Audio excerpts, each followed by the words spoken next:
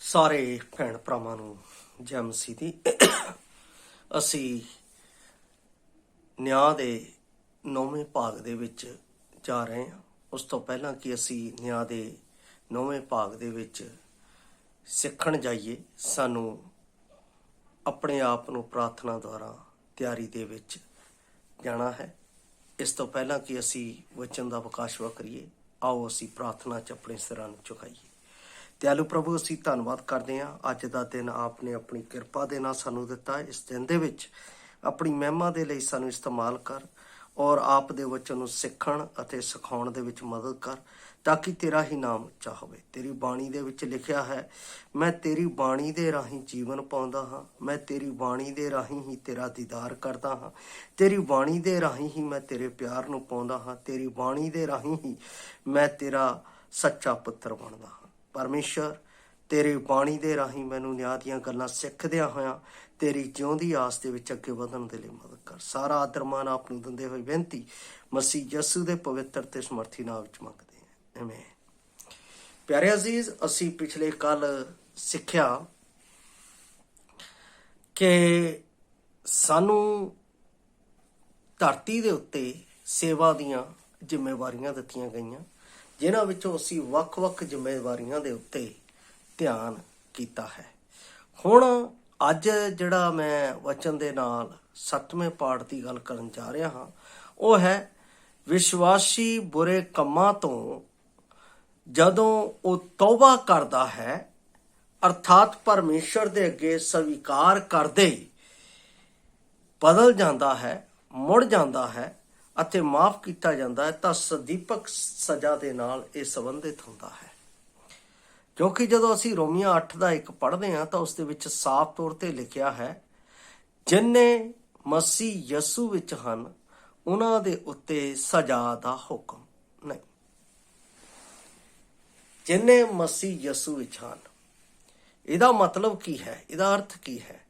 ਜੇ ਅਸੀਂ ਮਸੀਹ ਯਸੂ ਦੇ ਵਿੱਚ ਆ ਚੁੱਕੇ ਹਾਂ ਤਾਂ ਸਾਡਾ ਜੀਵਨ ਮਸੀਹ ਯਸੂ ਦੇ ਨਾਲ ਪਵਿੱਤਰਤਾ ਦੇ ਵਿੱਚ ਬਤੀਤ ਹੋਣਾ ਚਾਹੀਦਾ ਹੈ, ਪਵਿੱਤਰਤਾ ਦੇ ਵਿੱਚ ਚੱਲਣਾ ਚਾਹੀਦਾ ਹੈ, ਪਵਿੱਤਰਤਾ ਦੇ ਵਿੱਚ ਸਥਿਰ ਹੋਣਾ ਚਾਹੀਦਾ ਹੈ। ਜੇ ਅਸੀਂ ਮਸੀਹ ਦੇ ਵਿੱਚ ਆ ਕੇ ਵੀ ਅਸੀਂ ਉਹੀ ਸੰਸਾਰ ਦੀਆਂ ਗੱਲਾਂ ਕਰਦੇ ਹਾਂ, ਉਸੇ ਰੂਪ ਨਾਲ ਚੱਲਦੇ ਹਾਂ ਜਿਵੇਂ ਸੰਸਾਰ ਚੱਲਦਾ ਹੈ। ਮੈਂ ਪਿਛਲੇ ਦਿਨਾਂ ਦੇ ਵਿੱਚ ਪੜ੍ਹ ਰਿਹਾ ਸਾਂ ਕਿ ਕਈ ਲੋਕਾਂ ਨੇ ਆਪਣੇ ਘਰ ਦੇ ਵਿੱਚ ਘੜ ਕੇ ਸਲੀਬ ਬਣਾ ਕੇ ਰੱਖੀ ਔਰ ਕਈ ਵਿਸ਼ਵਾਸੀਆਂ ਨੇ ਉਸ ਸਲੀਬ ਨੂੰ ਆਪਣੇ ਗਲੇ ਦੇ ਵਿੱਚ ਵੀ ਪਾਇਆ। ਕਈ ਵਿਸ਼ਵਾਸੀਆਂ ਨੇ ਉਸ ਸਲੀਬ ਦੇ ਅੱਗੇ ਖੜੇ ਹੋ ਕੇ ਪ੍ਰਾਰਥਨਾ ਵੀ ਕੀਤੀ। ਪਰ ਬਾਈਬਲ ਸਾਫ਼ ਰੀਤੀ ਨਾਲ ਦੱਸਦੀ ਹੈ, ਇਹ ਸਭ ਸਾਡੇ ਲਈ ਜੋ ਮਸੀਹ ਯਸੂ ਦੇ ਵਿੱਚ ਹਨ ਉਹਨਾਂ ਦੇ ਲਈ ਇਹ ਯੋਗ ਨਹੀਂ ਹੈ। ਕਿਉਂ? ਜਦੋਂ ਅਸੀਂ ਜ਼ਬੂਰ 115 ਪੜ੍ਹਦੇ ਹਾਂ ਤਾਂ ਬਾਈਬਲ ਦੇ ਵਿੱਚ ਲਿਖਿਆ ਹੈ, ਜਿਹੜੇ ਮੂਰਤਾਂ ਕਰਦੇ ਅਤੇ ਮੂਰਤਾਂ ਬਣਾਉਂਦੇ ਨੇ ਉਹ ਉਹਨਾਂ ਹੀ ਵਰਗੇ ਹਨ। ਤੇ ਫਿਰ ਅਸੀਂ ਵੀ ਇਹੀ ਕੰਮ ਕਰ ਰਹੇ ਹਾਂ।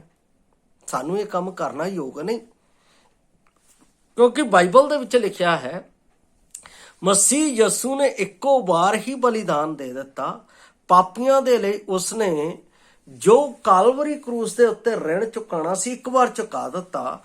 ਤੇ ਹੁਣ ਸਾਨੂੰ ਉਸ ਗੱਲ ਦੇ ਉੱਤੇ ਜਦੋਂ ਮੈਂ ਵਿਸ਼ਵਾਸ ਕਰ ਲਿਆ, ਉਹਦੇ ਵਿੱਚ ਆਪਣੇ ਪਾਪਾਂ ਨੂੰ ਉਹਦੇ ਅੱਗੇ ਧਰ ਦਿੱਤਾ, ਤਾਂ ਮੈਨੂੰ ਮੁੜ ਉਹਦੇ ਵੱਲ ਤੱਕਣ ਦੀ ਅਤੇ ਜਾਣ ਦੀ ਲੋੜ ਨਹੀਂ। ਹੁਣ ਮੈਨੂੰ ਉਸ ਮਸੀਹ ਦੇ ਵੱਲ ਜਾਣ ਦੀ ਲੋੜ ਹੈ ਜਿਹੜਾ ਬਦਲਾਂ ਤੇ ਉਠਾਇਆ ਗਿਆ, ਜਿਸ ਨੇ ਬਦਲਾਂ ਤੇ ਜਾਂਦੇ ਹੋਏ ਕਿਹਾ ਮੈਂ ਮੁੜ ਫੇਰ ਆਵਾਂਗਾ। ਮੁੜ ਫੇਰ ਕਾਹਦੇ ਲਈ ਆਵਾਂਗੇ?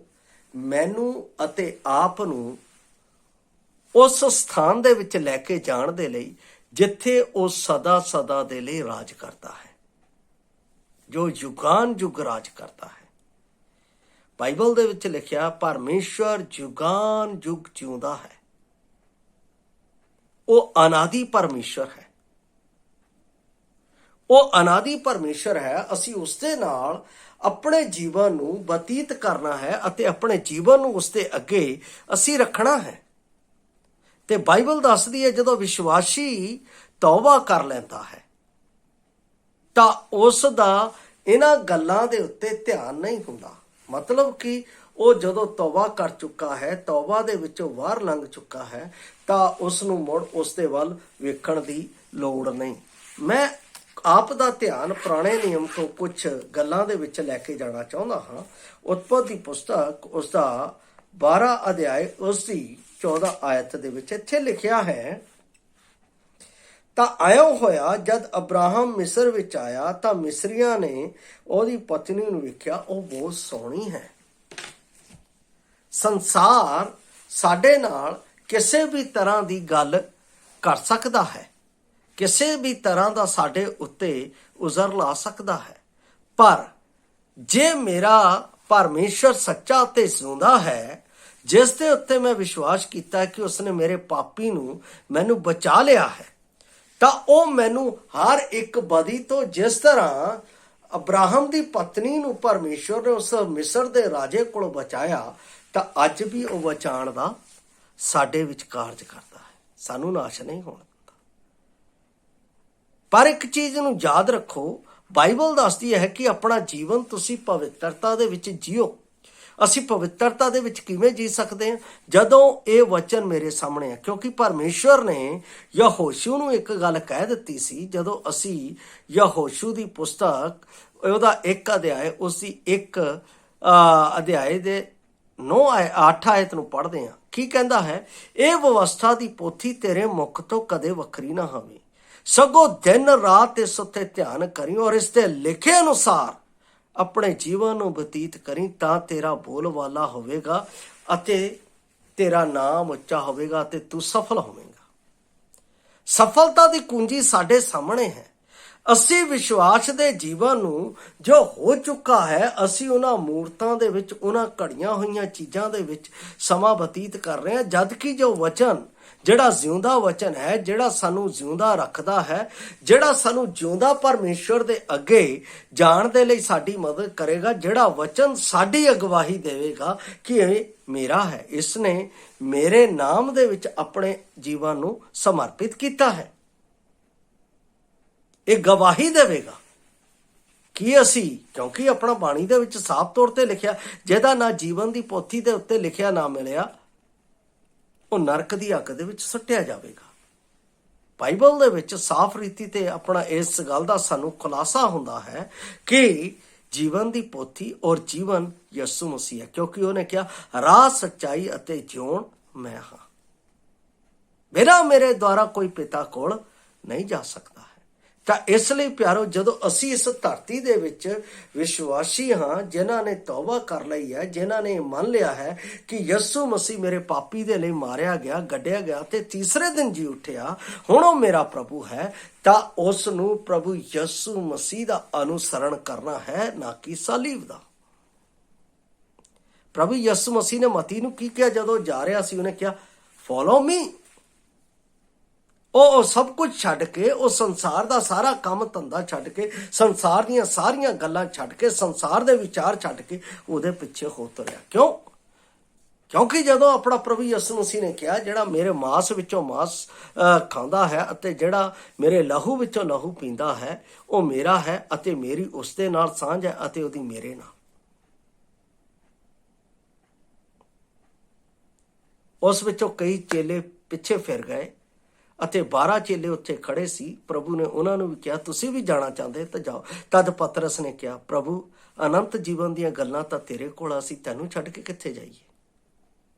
ਇਹਦਾ ਮਤਲਬ ਇਸ ਪੁਸਤਕ ਦੇ ਅਨੁਸਾਰ ਸਾਡਾ ਨਿਆਂ ਹੈ। ਇਸ ਲਈ ਜੇ ਅਸੀਂ ਤੌਬਾ ਕੀਤੀ ਹੈ ਤਾਂ ਤੌਬਾ ਦੇ ਅਨੁਸਾਰ ਅਸੀਂ ਜੀਵਨ ਬਤੀਤ ਕਰਨਾ ਹੈ। ਇਸੇ ਕਰਕੇ ਤਾਂ ਪੌਲਸ ਨੇ ਉਸ ਗੱਲ ਨੂੰ ਰਿਮੈਂਬਰ ਕਰਦੇ ਹੋਏ ਕਿਹਾ, ਜਿੰਨੇ ਮਸੀਹ ਯਿਸੂ ਵਿੱਚ ਹਨ ਉਹਨਾਂ ਤੇ ਸਜ਼ਾ ਦਾ ਹੁਕਮ ਨਹੀਂ, ਕਿਉਂਕਿ ਉਹ ਸਜ਼ਾ ਤਾਂ ਪ੍ਰਭੂ ਯਿਸੂ ਮਸੀਹ ਨੇ ਕਲਵਰੀ ਕਰੂਸ ਦੇ ਉੱਤੇ ਆਪਣੇ ਉੱਤੇ ਲੈ ਲਈ। ਹੁਣ ਸਾਨੂੰ ਉਸ ਕਲਵਰੀ ਕਰੂਸ ਦੇ ਉੱਤੇ ਨਹੀਂ ਜਾਣਾ ਹੈ, ਹੁਣ ਸਾਨੂੰ ਮਸੀਹ ਯਿਸੂ ਦਾ, ਉਸ ਦੇ ਵਚਨ ਦੇ ਨਾਲ ਅਨੁਸਰਣ ਕਰਦਿਆਂ ਹੋਇਆਂ ਇਸ ਧਰਤੀ ਦੇ ਵਿੱਚ ਜਿਉਂਦੀ ਆਸ ਦਾ ਜੀਵਨ ਬਤੀਤ ਕਰਦੇ ਜਾਣਾ, ਤਾਂ ਕਿ ਜਦੋਂ ਉਹ ਨਿਆਈ ਆਵੇ ਤਾਂ ਮੈਨੂੰ ਉਸ ਦੇ ਵਿੱਚ ਬਣਿਆ ਹੋਇਆ ਵੇਖ ਕੇ ਮੈਨੂੰ ਆਪਣੇ ਸੱਜੇ ਹੱਥ ਬੈਠਣ ਦਾ ਇਖਤਿਆਰ ਦੇਵੇ। ਇਸ ਦੇ ਲਈ ਮੈਂ ਤਿਆਰੀ ਕਰਦੇ ਹੋਏ ਆਪਣੇ ਜੀਵਨ ਨੂੰ ਬਤੀਤ ਕਰਨਾ ਹੈ। ਔਰ ਇਸ ਦੇ ਨਾਲ ਮੈਂ ਇਹ ਵੀ ਸਮਝਦਾ, ਜਦੋਂ ਅਸੀਂ ਕਲੋਸੀਆਂ ਦੀ ਪੁਸਤਕ 3 ਅਧਿਆਏ ਉਸ ਦੀ 25 ਆਇਤ ਨੂੰ ਪੜ੍ਹਦੇ ਹਾਂ ਤਾਂ ਉਸ ਵਿੱਚ ਵੀ ਪਰਮੇਸ਼ਵਰ ਜਦੋਂ ਅਸੀਂ ਇਸ ਧਰਤੀ ਦੇ ਵਿੱਚ ਹੁੰਦੇ ਹਾਂ ਤਾਂ ਆਪਣੇ ਨਿਆਂ ਦੀ ਗੱਲ ਸਾਡੇ ਨਾਲ ਪ੍ਰਗਟ ਕਰਦਾ ਹੈ। ਕਲੋਸੀਆਂ ਦੀ ਪੁਸਤਕ 3 ਅਧਿਆਏ ਉਸ ਦੀ 25 ਆਇਤ ਦੇ ਵਿੱਚ ਇਸ ਤਰ੍ਹਾਂ ਲਿਖਿਆ, ਕਿਉਂਕਿ ਜਿਹੜਾ ਕਨਿਆਉ ਕਰਦਾ ਹੈ ਉਹ ਉਸ ਕਨਿਆਉ ਦਾ ਵੱਟਾ ਮਿਲੇਗਾ ਅਤੇ ਪੱਖਪਾਤ ਹੁੰਦਾ ਹੀ ਨਹੀਂ। ਇਸ ਲਈ ਵਿਸ਼ਵਾਸੀ ਨੂੰ ਵਿਸ਼ਵਾਸ ਦੇ ਨਾਲ ਪ੍ਰਭੂ ਯਿਸੂ ਮਸੀਹ ਨੂੰ ਦੇਖਦੇ ਹੋਏ ਜੀਵਨ ਬਤੀਤ ਕਰਨਾ ਹੈ, ਨਾ ਕਿ ਸੰਸਾਰ ਨੂੰ ਦੇਖਦੇ ਹੋਏ ਸੰਸਾਰ ਇਸ ਤਰ੍ਹਾਂ ਕਰ ਰਿਹਾ ਮੈਂ ਇਸ ਤਰ੍ਹਾਂ ਕਰਾਂ। ਸੰਸਾਰ ਦੇ ਬਾਰੇ ਬਹੁਤ ਵਾਰ ਕਿਹਾ ਗਿਆ ਉਸ ਦੀ ਚਮਕ ਬੜੀ ਖਤਰਨਾਕ ਹੈ, ਉਹ ਸਾਨੂੰ ਆਕਰਸ਼ਿਤ ਕਰਦੀ ਹੈ। ਹਵਾ ਨੂੰ ਵੀ ਇਸ ਸੰਸਾਰ ਦੇ ਉਸ ਭਲੇ ਬੁਰੇ ਦੇ ਫਲ ਦੇ ਸਿਆਣ ਨੇ ਆਪਣਾ ਉਸ ਨੂੰ ਆਕਰਸ਼ਿਤ ਕੀਤਾ, ਜਿਸ ਦੇ ਨਾਲ ਪਾਪ ਦੇ ਵਿੱਚ ਫਸ ਗਏ। ਸਾਨੂੰ ਸੰਸਾਰ ਨੂੰ ਨਹੀਂ, ਸਾਨੂੰ ਪ੍ਰਭੂ ਨੂੰ ਦੇਖਣਾ ਹੈ, ਜਿਹੜਾ ਸਦੀਵੀ ਹੈ ਅਤੇ ਜਿਹੜਾ ਸਾਨੂੰ ਆਪਣੇ ਨਾਲ ਲਿਜਾਉਣ ਦਾ ਵਾਅਦਾ ਕਰਦਾ ਅਤੇ ਜਿਹੜਾ ਕਹਿੰਦਾ ਹੈ ਮੇਰੇ ਕੋਲ ਸੱਚੀ ਸ਼ਾਂਤੀ ਹੈ, ਜਿਹੜਾ ਕਹਿੰਦਾ ਹੈ ਮੇਰੇ ਕੋਲ ਸੱਚਾ ਚਾਨਣ ਹੈ, ਜਿਹੜਾ ਕਹਿੰਦਾ ਹੈ ਮੇਰੇ ਕੋਲ ਸੱਚਾ ਰਾਹ ਹੈ, ਜਿਹੜਾ ਕਹਿੰਦਾ ਹੈ ਮੇਰੇ ਕੋਲ ਸੱਚਾ ਪਾਣੀ ਹੈ, ਜਿਹੜਾ ਕਹਿੰਦਾ ਹੈ ਮੇਰੇ ਕੋਲ ਸੱਚੀ ਜ਼ਿੰਦਗੀ ਹੈ। ਜੇ ਵਿਸ਼ਵਾਸੀ ਇਹਨਾਂ ਗੱਲਾਂ ਨੂੰ ਅਨੁਸਰਨ ਕਰਦਾ ਹੋਇਆ ਜੀਵਨ ਜੀਂਦਾ ਹੈ ਤਾਂ ਸੱਚਮੁੱਚ ਉਹ ਇਸ ਸੰਸਾਰ ਦੇ ਬੁਰੇ ਨਿਆਂ ਤੋਂ, ਜਿਹੜਾ ਬੁਰਾਈ ਦਾ ਹੈ, ਸਦਾ ਸਦਾ ਦੀ ਮੌਤ ਦਾ, ਉਸ ਤੋਂ ਬਚ ਜਾਵੇਗਾ। ਇਹ ਮੇਰਾ ਸੱਤਵੀਂ ਗੱਲ ਸੀ ਵਿਸ਼ਵਾਸੀਆਂ ਦੇ ਨਿਆਂ ਦੇ ਵਿੱਚ। 8ਵੀਂ ਹੈ ਪਰਮੇਸ਼ਵਰ ਦੇ ਲੋਕਾਂ ਦਾ ਨਿਆਂ ਖਾਸ ਨਤੀਜੇ ਪਰਮੇਸ਼ਵਰ ਦੀ ਮਨਜ਼ੂਰੀ ਦੇ ਨਾਲ ਹੋਵੇਗਾ, ਜਿਸ ਨੂੰ ਅਸੀਂ ਮਤੀ 25:21 ਦੇ ਵਿੱਚ ਪੜ੍ਹ ਚੁੱਕੇ ਹਾਂ। ਔਰ ਇਸ ਦੇ ਨਾਲ ਅਸੀਂ ਇਹ ਵੀ ਪੜ੍ਹ ਚੁੱਕੇ ਹਾਂ ਕਿ ਲੂਕਾ ਦੀ ਅੰਜੀਲ ਉਸ ਦਾ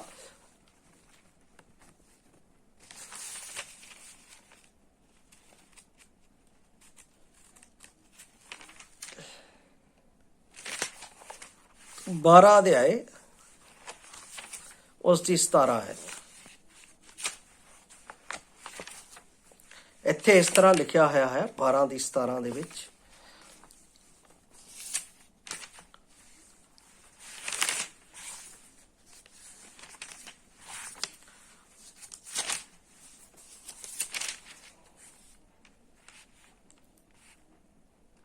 ਅਤੇ ਉਸ ਨੇ ਆਪਣੇ ਮਨ ਵਿੱਚ ਸੋਚ ਕੇ ਕਿਹਾ, ਭਾਈ ਮੈਂ ਕੀ ਕਰਾਂ, ਕਿਉਂ ਜੋ ਮੇਰੇ ਕੋਈ ਥਾਂ ਨਹੀਂ ਜਿੱਥੇ ਮੈਂ ਆਪਣੀ ਪੈਦਾਵਾਰ ਨੂੰ ਜਮ੍ਹਾਂ ਰੱਖਾਂ। ਇਹ ਹੈ ਇੱਕ ਵਿਅਕਤੀ ਦੀ ਜਿਸ ਨੇ ਕਿਹਾ ਕਿ ਮੈਂ ਬਹੁਤ ਸਾਰਾ ਧਨ ਇਕੱਠਾ ਕਰਾਂਗਾ ਅਤੇ ਬਹੁਤ ਸਾਰਾ ਉਹਦੇ ਵਿੱਚ ਆਪਣਾ ਇਕੱਠਾ ਕਰ ਲਵਾਂਗਾ ਅਤੇ ਮੇਰੇ ਲਈ ਉਹ 7 ਪੀੜ੍ਹੀਆਂ ਤੱਕ ਹੋਵੇਗਾ। ਪਰ ਪ੍ਰਭੂ ਨੇ ਕਿਹਾ, ਮੂਰਖ, ਅੱਜ ਹੀ ਰਾਤ ਤੇਰਾ ਪ੍ਰਾਣ ਲੈ ਲਿੱਤਾ ਜਾਏਗਾ। ਤਾਂ ਉਹ ਪੈਦਾਵਾਰ, ਉਹ ਜੋ ਧਨ ਇਕੱਠਾ ਕੀਤਾ, ਉਹ ਕਿਸ ਕੰਮ ਦਾ? ਬਾਈਬਲ ਸਾਫ਼ ਰੀਤੀ ਨਾਲ ਦੱਸਦੀ ਹੈ ਕਿ ਸਾਨੂੰ ਪਰਮੇਸ਼ਵਰ ਦੇ ਲੋਕਾਂ ਦੇ ਨਿਆਂ ਦਾ ਖਾਸ ਨਤੀਜਾ ਸਾਡੇ ਮੂਹਰੇ, ਔਰ ਉਸ ਦੇ ਨਾਲ ਮੈਂ 19 ਦਾ 12 ਦਾ 27 ਵੀ ਪੜਾਂਗਾ, ਜਿੱਥੇ ਪਰਮੇਸ਼ਵਰ ਨੇ ਆਪਣੇ ਨਿਆਂ ਦੀ ਗੱਲ ਕੀਤੀ ਹੈ। 19 ਅਧਿਆਏ ਉਸ ਦੀ 12 ਇੱਥੇ ਲਿਖਿਆ ਹੈ, ਉਹ ਸੋ ਉਸਨੇ ਆਖਿਆ, ਇੱਕ ਅਮੀਰ ਦੂਰ ਦੇਸ਼ ਗਿਆ ਅਤੇ ਆਪਣੇ ਲਈ ਪਾਤਸ਼ਾਹੀ ਲੈ ਕੇ ਮੁੜ ਆਵੇ। ਉਹ 17 ਦੇ ਵਿੱਚ ਲਿਖਿਆ, ਤਦ ਉਸਨੇ ਆਖਿਆ, ਹੇ ਅੱਛੇ ਨੌਕਰ, ਸ਼ਾਬਾਸ਼, ਇਸ ਲਈ ਜੋ ਤੂੰ ਬਹੁਤੇ ਥੋੜੇ ਵਿੱਚ ਵੀ ਮਤਾਵਰ ਨਿਕਲਿਆ, ਤੂੰ 10 ਨਗਰਾਂ ਉੱਤੇ ਇਖਤਿਆਰ ਰੱਖ। ਇਹਦਾ ਮਤਲਬ ਜਿੱਥੇ ਘਰ ਬਣਿਆ ਉੱਥੇ ਸਾਨੂੰ ਇਖਤਿਆਰ ਵੀ ਦਿੱਤਾ ਜਾਏਗਾ। ਕਿਹਨਾਂ ਦੇ ਲਈ? ਵਿਸ਼ਵਾਸੀਆਂ ਦੇ। ਜੇ ਵਿਸ਼ਵਾਸ ਯੋਗਤਾ ਦਾ ਅਤੇ ਪਵਿੱਤਰਤਾ ਦਾ ਅਤੇ ਪਰਮੇਸ਼ਵਰ ਦੀ ਸੱਚਾਈ ਦਾ ਜੀਵਨ ਇਸ ਧਰਤੀ ਦੇ ਉੱਤੇ ਬਤੀਤ ਕਰੋਗੇ, ਇਹਦਾ ਮਤਲਬ ਸਾਨੂੰ ਨਿਆਂ ਦੇ ਵਿੱਚ ਰਿਵਾਰਡ ਵੀ ਹੈ, ਪਰਮੇਸ਼ਵਰ ਦੀ ਸ਼ਾਬਾਸ਼ੀ ਦਾ ਰਿਵਾਰਡ ਵੀ ਹੈ। ਇਸ ਲਈ ਪਰਮੇਸ਼ਵਰ ਸਾਨੂੰ ਉਸ ਦੇ ਵਿੱਚ ਜੀਣ ਦੇ ਲਈ ਕਹਿੰਦਾ। ਫਿਰ ਸੱਚੇ ਅਹੁਦੇ ਦਾ ਵੀ ਜੀਵਨ ਸਾਡੇ ਕੋਲ ਹੋਵੇਗਾ।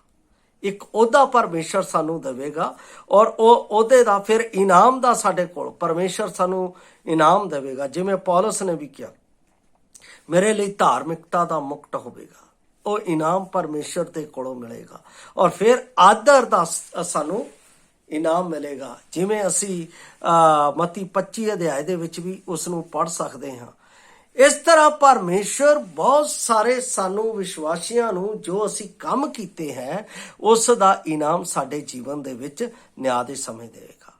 ਅੰਤਿਮ ਗੱਲ ਦੇ ਵਿੱਚ ਮੈਂ ਆਪ ਦੇ ਨਾਲ ਵੱਧ ਰਿਹਾ ਹਾਂ ਔਰ ਇਸ ਅੰਤਿਮ ਗੱਲ ਦੇ ਵਿੱਚ ਮੈਂ ਇਹ ਦੇਖਦਾ ਹਾਂ ਕਿ ਮਸੀਹਾਂ ਦਾ ਨਿਆਂ ਨੇੜੇ ਆਉਂਦਾ ਹੈ। ਪ੍ਰਭੂ ਇੱਕ ਦਿਨ ਆਦਰਯੋਗ ਅਤੇ ਯੋਗ ਡਰ ਨੂੰ ਪੈਦਾ ਅਤੇ ਵਿਕਸਿਤ ਕਰਨ ਵਾਲੇ ਵਿਸ਼ਵਾਸੀ ਭੈਣਾਂ ਦਾ ਨਿਆਂ ਉਹਨਾਂ ਦੇ ਲਈ ਇੱਕ ਆਦਰ ਦੀ ਸਥਾਨ ਵਿੱਚ ਕਰੇਗਾ, ਆਦਰ ਦੇ ਸਥਾਨ ਵਿੱਚ ਕਰੇਗਾ।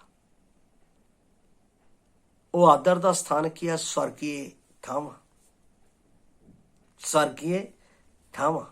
ਔਰ ਉਹ ਪਰਮੇਸ਼ਰ ਨੇ ਮੇਰੇ ਅਤੇ ਆਪ ਦੇ ਲਈ ਰੱਖੀਆਂ ਹੋਈਆਂ ਹੈ ਔਰ ਉਹ ਆਤਮਿਕ ਅਤੇ ਸੰਜਮੀ, ਜਿਸ ਦੇ ਲਈ ਮੈਂ ਪਹਿਲਾ ਪਤਰਸ 4 ਅਧਿਆਏ 5 ਅਤੇ 7 ਪੜ੍ਹ ਰਿਹਾ ਹਾਂ। ਪਹਿਲਾ ਪਤਰਸ 4 ਅਧਿਆਏ 5 ਅਤੇ 7 ਇੱਥੇ ਲਿਖਿਆ ਹੋਇਆ ਹੈ, ਉਹ ਉਸ ਨੂੰ ਲੇਖਾ ਦੇਣਗੇ ਜਿਹੜਾ ਜਿਉਂਦਿਆਂ ਅਤੇ ਮੁਰਦਿਆਂ ਦਾ ਨਿਆਂ ਕਰਨ ਨੂੰ ਤਿਆਰ ਹੈ। ਔਰ ਕਿਉਂ ਜੋ ਮੁਰਦਿਆਂ ਨੂੰ ਵੀ ਅੰਜੀਰ ਇਸੇ ਲਈ ਸੁਣਾਈ ਗਈ, ਭਾਈ ਸਰੀਰ ਕਰਕੇ ਉਹਨਾਂ ਦਾ ਨਿਆਂ ਤਾਂ ਮਨੁੱਖਾਂ ਦੇ ਅਨੁਸਾਰ ਹੋਵੇ, ਪਰ ਆਤਮਾ ਕਰਕੇ ਉਹ ਪਰਮੇਸ਼ਰ ਵਾਂਗ ਜਿਉਂਦੇ ਰਹਿਣ। ਪਰ ਸਭਨਾ ਵਸਤਾਂ ਦਾ ਅੰਤ ਨੇੜੇ ਹੈ, ਇਸ ਕਾਰਨ ਤੁਸੀਂ ਸੁਰਤ ਵਾਲੇ ਹੋਵੋ ਅਤੇ ਪ੍ਰਾਰਥਨਾ ਲਈ ਸੁਚੇਤ ਰਹੋ। ਇਹਦਾ ਮਤਲਬ ਹੈ ਨਿਆਂ ਦੇ ਵਿੱਚ ਮੈਂ ਲਗਾਤਾਰ ਇੱਕ ਵਿਸ਼ਵਾਸੀ ਹੋਣ ਦੇ ਨਾਤੇ ਪ੍ਰਾਰਥਨਾ ਕਰਦਾ ਰਹਾ, ਪ੍ਰਭੂ ਮੈਨੂੰ ਆਪਣੇ ਨਿਆਂ ਦੇ ਵਿੱਚ ਸਿੱਧ ਅਤੇ ਖਾਲਸ ਹੋ ਕੇ ਪ੍ਰਵੇਸ਼ ਕਰਨ ਦੇ ਲਈ ਮਦਦ ਕਰ, ਤਾਂ ਕਿ ਤੇਰੀ ਮਹਿਮਾ ਤੇਰੀ ਵਡਿਆਈ ਮੇਰੇ ਜੀਵਨ ਦੇ ਵਿੱਚ ਅਧਿਕਾਈ ਨਾਲ ਹੋ ਸਕੇ। ਇਹ ਅਸੀਂ ਦੇਖਿਆ ਸੀ ਮਸੀਹ ਦਾ ਨਿਆਂ ਐਸਣ ਵਿਸ਼ਵਾਸੀਆਂ ਦਾ ਨਿਆਂ। ਵਿਸ਼ਵਾਸੀਆਂ ਦੇ ਨਿਆਂ ਦੇ ਵਿੱਚ ਅਸੀਂ ਇਹ 9 ਗੱਲਾਂ ਜਿਹੜੀਆਂ ਹੈ ਦੇਖੀਆਂ ਔਰ ਇਹ ਕਿੱਥੋਂ ਦੇਖੀਆਂ? ਦੂਸਰਾ ਕਰੰਥੀਆਂ 5 ਦੇ 10 ਵਿੱਚ, ਕਿਉਂ ਜੋ ਅਸਾਂ ਸਭਨਾ ਦਾ ਨਿਆਂ ਮਸੀਹ ਦੇ ਨਿਆਂ ਸਿੰਘਾਸਣ ਦੇ ਅੱਗੇ ਪ੍ਰਗਟ ਹੋਵੇਗਾ। ਜੋ ਅਸੀਂ ਦੇਹ ਦੇ ਨਾਲ ਕੀਤੀਆਂ, ਜੋ ਆਤਮਿਕ ਕੀਤੀਆਂ, ਉਹਨਾਂ ਦਾ ਉਸ ਜਗ੍ਹਾ ਦੇ ਉੱਤੇ ਸਾਨੂੰ ਪੱਟਾ ਮਿਲੇਗਾ। ਚੌਥੀ ਗੱਲ ਹੈ ਜਾਤੀਆਂ ਦਾ ਨਿਆਂ, ਕੌਮਾਂ ਦਾ ਨਿਆਂ ਹੋਵੇਗਾ। ਮਸੀਹੀ ਨਿਆਂ ਦੇ ਵਿੱਚ ਜੋ 7 ਗੱਲਾਂ ਅਸੀਂ ਦੇਖ ਰਹੇ ਸੀ, ਉਹਨਾਂ ਵਿੱਚ ਚੌਥੀ ਗੱਲ ਨਿਆਂ ਦੀ ਹੈ। ਸਾਡਾ ਜਿਹੜਾ ਨਿਆਂ ਹੈ ਉਹ ਕੌਮਾਂ ਦਾ ਨਿਆਂ ਹੋਵੇਗਾ। ਉਹ ਮਤੀ ਰਚੀ ਸੁਸਮਾਚਾਰ ਉਸ ਦਾ 25 ਅਧਿਆਏ ਉਸ ਦੀ 32 ਆਇਤ, ਸਾਰੀਆਂ ਕੌਮਾਂ ਉਸ ਦੇ ਸਾਹਮਣੇ ਇਕੱਠੀਆਂ ਹੋਣਗੀਆਂ, ਕਿ ਕਾਲੀਆਂ ਭੇਡਾਂ ਕੀ ਬੱਕਰੀਆਂ। ਉਹ ਜਦੋਂ ਨਿਆਈ ਬੈਠੇਗਾ ਤਾਂ ਉਹ ਭੇਡਾਂ ਨੂੰ ਇੱਕ ਪਾਸੇ ਕਰ ਦੇਗਾ ਤੇ ਬੱਕਰੀਆਂ ਨੂੰ ਇੱਕ ਪਾਸੇ ਕਰ ਦੇਗਾ। ਭੇਡਾਂ ਵਿਸ਼ਵਾਸੀਆਂ ਨੂੰ ਕਿਹਾ ਗਿਆ ਅਤੇ ਬੱਕਰੀਆਂ ਅਵਿਸ਼ਵਾਸੀਆਂ ਨੂੰ ਕਿਹਾ ਗਿਆ।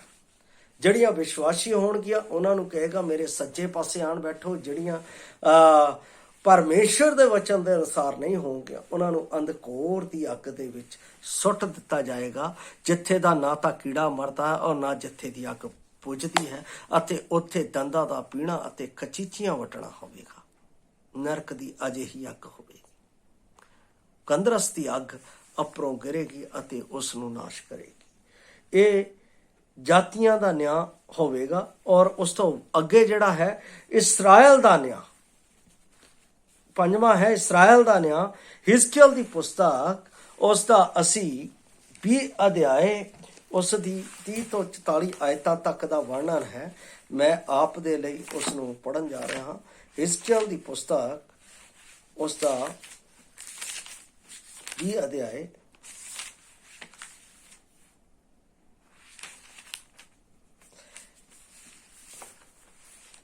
ਇਸ ਜਗ੍ਹਾ ਦੇ ਉੱਤੇ ਲਿਖਿਆ ਹੋਇਆ ਹੈ, ਇਸ ਲਈ ਤੂੰ ਇਸਰਾਇਲ ਦੇ ਘਰਾਣੇ ਨੂੰ ਆਖ ਕੇ ਪ੍ਰਭੂ ਯਹੋਵਾ ਐਂ ਫਰਮਾਉਂਦਾ ਹੈ ਕਿ ਤੁਸੀਂ ਵੀ ਆਪਣੇ ਪਿਓ ਦਾਦਿਆਂ ਦੇ ਰਾਹ ਵਿੱਚ ਭ੍ਰਿਸ਼ਟ ਹੁੰਦੇ ਹੋ ਅਤੇ ਉਹਨਾਂ ਦੇ ਘਿਨੌਣੇ ਕੰਮਾਂ ਦੇ ਪਿੱਛੇ ਤੁਸੀਂ ਜਨਾ ਕਰਦੇ ਹੋ। ਔਰ ਇਸ ਦੀ ਮੈਂ 40 ਆਖਰੀ ਆਇਤ ਪੜ੍ਹ ਰਿਹਾ ਹਾਂ। ਕਿਉਂ ਜੋ ਪ੍ਰਭੂ ਯਹੋਵਾ ਦਾ ਵਾਕ ਹੈ, ਮੇਰੇ ਪਵਿੱਤਰ ਪਰਬਤ ਇਥਰਾ ਅਰਥਾਤ ਇਸਰਾਇਲ ਦੇ ਉੱਚੇ ਪਰਬਤ ਤੇ ਸਾਰੇ ਇਸਰਾਇਲ ਦਾ ਘਰਾਨਾ ਅਤੇ ਸਾਰੇ ਦੇ ਸਾਰੇ ਦੇਸ਼ ਵਿੱਚ ਮੇਰੀ ਉਪਾਸਨਾ ਕਰਨਗੇ। ਉੱਥੇ ਮੈਂ ਉਹਨਾਂ ਨੂੰ ਪ੍ਰਵਾਨ ਕਰਾਂਗਾ। ਉੱਥੇ ਤੁਹਾਡੀਆਂ ਚੁੱਕਣਾ ਦੀਆਂ ਭੇਟਾਂ ਅਤੇ ਚੜਾਵੇ ਅਤੇ ਪਹਿਲੇ ਫਲ ਅਤੇ ਤੁਹਾਡੀਆਂ ਸਾਰੀਆਂ ਪਵਿੱਤਰ ਵਸਤਾਂ ਨੂੰ ਮੰਗਾਂਗਾ। ਇਹਦਾ ਮਤਲਬ ਇਸਰਾਇਲ ਦਾ ਨਿਆਂ ਇਸਰਾਇਲ ਦਾ ਪਰਮੇਸ਼ਰ ਕਰੇਗਾ।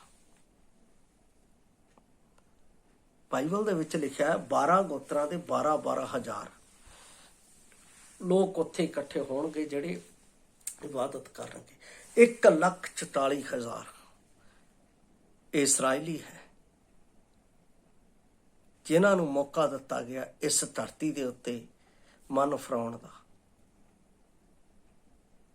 ਅਤੇ ਜਿਨ੍ਹਾਂ ਨੇ ਮਨ ਫਰਾਇਆ ਔਰ ਜਿਨ੍ਹਾਂ ਨੇ ਉਸ ਤਸੀਹੇ ਅਤੇ ਸਤਾਪ ਝੱਲ ਕੇ ਪ੍ਰਭੂ ਨੂੰ ਆਪਣੇ ਕੋਲ ਆਪਣੇ ਨਾਮ ਦੇ ਪ੍ਰਤੀ ਉਸ ਦੇ ਆਦਰ ਦੇ ਯੋਗ ਆਪਣਾ ਸਿਰ ਧਰਿਆ, ਉਹ 1,44,000 ਜਿਨ੍ਹਾਂ ਦਾ ਨਿਆਂ ਪਰਮੇਸ਼ਰ ਆਪਣੇ ਸਿਆਸਨ ਦੇ ਉੱਤੇ ਕਰੇਗਾ। ਔਰ ਉਸ ਤੋਂ ਅੱਗੇ ਦੇਖਦੇ ਹਾਂ ਸਵਰਗ ਦੂਤਾਂ ਦਾ ਨਿਆਂ।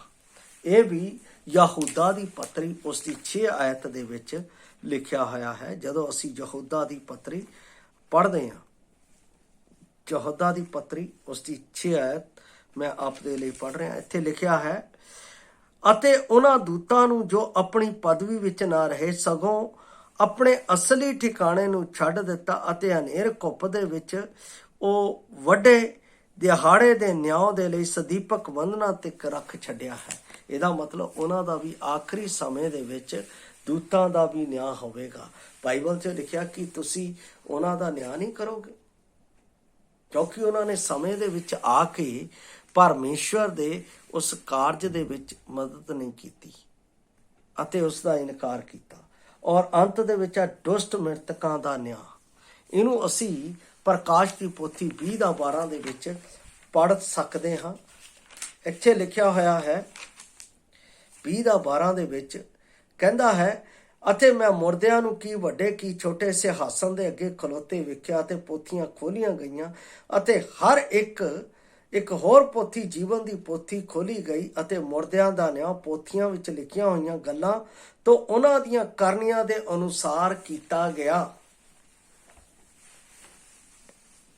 ਸਾਰੇ ਲੋਕਾਂ ਦਾ ਜੋ ਦੁਸ਼ਟ ਮਰੇ ਹੋਏ ਉਹਨਾਂ ਸਭਨਾਂ ਦਾ ਨਿਆਂ ਪਰਮੇਸ਼ਰ ਪੁੱਤਰ ਮਸੀਹ ਦੇ ਨਿਆਂ ਆਸਣ ਦੇ ਅੱਗੇ ਹੋਵੇਗਾ। ਇਹ 7 ਪ੍ਰਕਾਰ ਦੇ ਨਿਆਂ ਮਸੀਹ ਦੇ ਨਿਆਂ ਆਸਣ ਦੇ ਹੈ।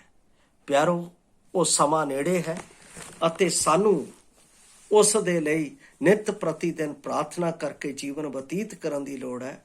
ਪ੍ਰਭੂ, ਜਦੋਂ ਤੂੰ ਆਵੇਂ ਤਾਂ ਅਸੀਂ ਤੇਰੀ ਪਵਿੱਤਰਤਾ ਦੇ ਵਿੱਚ ਚੱਲਦੇ ਹੋਏ ਪਾਏ ਜਾਈਏ। ਅਸੀਂ ਇਸ ਸੰਸਾਰ ਦੇ ਮਗਰ ਨਹੀਂ, ਇਸ ਸੰਸਾਰ ਦੀਆਂ ਗੱਲਾਂ ਦੇ ਮਗਰ ਨਹੀਂ, ਇਸ ਸੰਸਾਰ ਦੀਆਂ ਕੁਰੀਤੀਆਂ ਦੇ ਮਗਰ ਨਹੀਂ, ਅਸੀਂ ਤੇਰੇ ਮਗਰ ਚੱਲ ਕੇ ਤੇਰੇ ਨਾਲ ਸਵਰਗੀ ਰਾਜ ਦੇ ਵਿੱਚ ਹਮੇਸ਼ਾ ਦੇ ਲਈ ਰਾਜ ਕਰਨਾ ਚਾਹੁੰਦੇ ਹਾਂ। ਸਾਨੂੰ ਆਪਣੀ ਆਮਦ ਤੱਕ ਪਵਿੱਤਰਤਾ ਦੇ ਵਿੱਚ ਚੱਲਣ ਦੇ ਲਈ, ਪਵਿੱਤਰਤਾ ਦੇ ਵਿੱਚ ਬਣੇ ਰਹਿਣ ਦੇ ਲਈ, ਪਵਿੱਤਰਤਾ ਦੇ ਅਨੁਸਾਰ ਅਨੁਸਰਨ ਕਰਨ ਦੇ ਲਈ ਸਾਡੀ ਮਦਦ ਕਰ, ਤਾਂ ਕਿ ਅਸੀਂ ਤੇਰੇ ਨਿਆਂ ਦੇ ਵਿੱਚ ਸੱਚੇ ਅਤੇ ਪਵਿੱਤਰ ਅਤੇ ਪ੍ਰੇਮੀ ਬਣ ਕੇ ਤੇਰੇ ਸੰਗ ਪਾਏ ਜਾਈਏ। ਅਜਿਹਾ ਹੋਣ ਦੇ ਲਈ ਪ੍ਰਭੂ ਸਾਡੀ ਮਦਦ ਕਰੇ।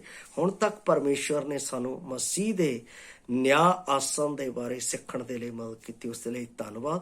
ਕੱਲ ਮੈਂ ਹੋਰ ਨਵੇਂ ਵਿਸ਼ੇ ਦੇ ਨਾਲ ਆਪ ਦੇ ਨਾਲ ਰੂਬਰੂ ਹੋਵਾਂਗਾ। ਤਦ ਤੱਕ ਦੇ ਲਈ ਮੈਂ ਆਪ ਤੋਂ ਵਿਦਾ ਹੁੰਦਾ ਹਾਂ। ਜੈ ਮਸੀਹ ਦੀ।